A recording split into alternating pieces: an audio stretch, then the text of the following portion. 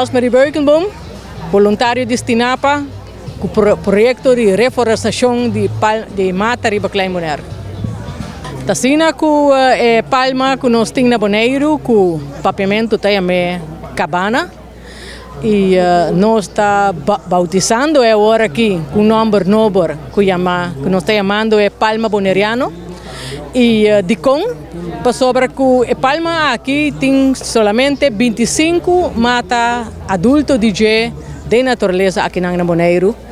E 25 é um número mais chiquito, está quase extinto, se bem huracán, vento forte ou algo assim, não turta vai.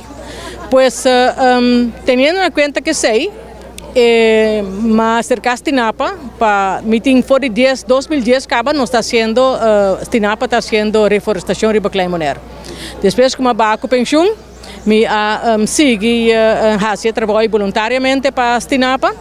Anto ora que estudio sali kuta 24 25 di Palma anche sotin den natureza na Bonaire. E também depois de investigação a bin sale fo ku eta único que me dico eta endemico di Bonaire. Sempre nós queremos na corso também tem Palma di Sabal riba Serubiento. Nós sempre queremos kunanta rumai outro, não é papio. Pero estudio bem saca fo, que não nota rumang de outro. Nan cada tem palma riba soso.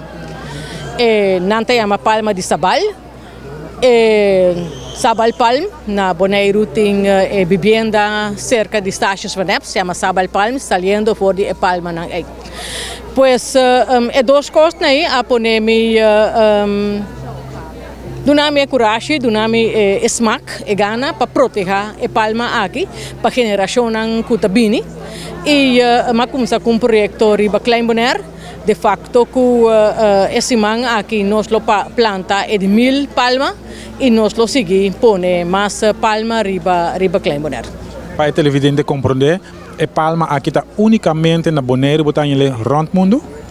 Não existe nenhuma outra parte do mundo que botando a palma aqui. Tem sabal na outra parte do mundo. Tem sabal na Flórida, tem na outra parte do mundo.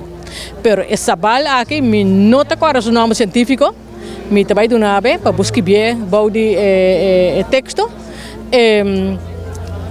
Pero é som aqui, está na Bonaire, isso tem, então pode mira, agora nós podemos ir com a câmera, me pode mostrar como pode mira que é som endêmico de Bonaire, e tem algum coisa que nenhum outro não tem.